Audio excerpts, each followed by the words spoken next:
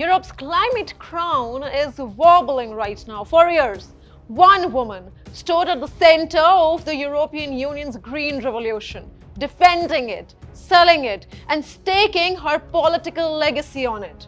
That woman is Ursula von der Leyen. And now, one of Europe's biggest economies is turning against her. Italy is not just questioning Brussels. Italy is demanding the European Union hit the brakes on its flagship climate weapon, the emissions trading system. The very mechanism that made polluters pay, the very law Ursula championed as proof that Europe could lead the world in fighting climate change. And leading that charge, Italian Prime Minister Giorgia Meloni. This is not a quiet policy disagreement. This is a political rebellion.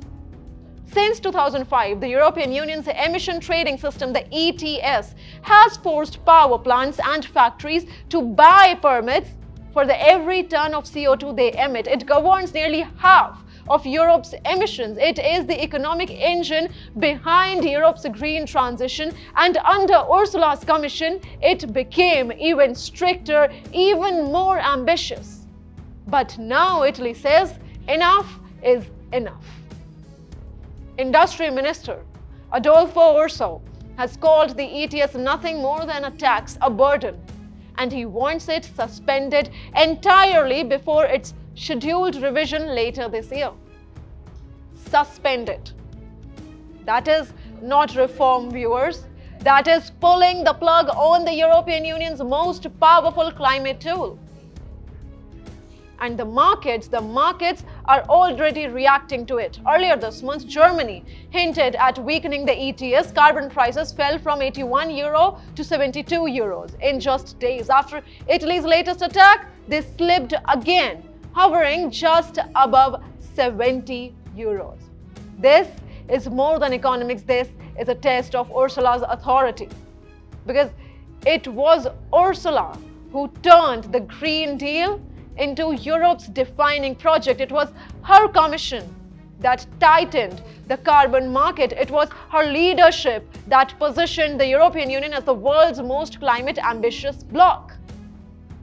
Now, one of her biggest member states is openly undermining it. Italy isn't just calling for suspension, it is also moving unilaterally. Rome plans to compensate gas-fired power plants for the money they spend on carbon permits. In simple terms, neutralizing the very penalty system that was designed to impose. Critics say this doesn't lower household bills in any meaningful way. What it does do is protect Italy's powerful gas sector. Italy has the fourth highest power prices in Europe, largely because nearly 44% of its electricity comes from gas. And in Europe's energy market, the most expensive fuel often sets the price for everyone. Rome argues that easing the burden on gas plants will stabilize the market, but climate advocates say this flips the logic of decarbonization on its head. And politically, the consensus is cracking. For years, Europe prided itself on climate unity, but industry complaints are growing louder. Steel, chemicals, heavy manufacturing. Governments are telling and feeling the heat, literally and electorally as well. Meloni's allies say this is about forcing Brussels to listen, about protecting competitiveness. But make no mistake, viewers, this is a direct challenge to Ursula von der Leyen's climate legacy. Now, the political cost is arriving. If Italy succeeds in suspending the ETS even temporarily, it would send shockwaves through Brussels. Other countries already wavering may follow. The carbon market could weaken further, and Europe's green leadership, once seen as untouchable, could fracture. So the question is simple. Can Ursula defend the policy she once championed? Or is Europe's green consensus beginning to unravel not from external pressure but from within? Italy has drawn a line. Meloni has taken a firm stand.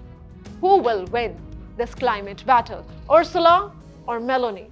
What do you think? Tell us in the comment section below.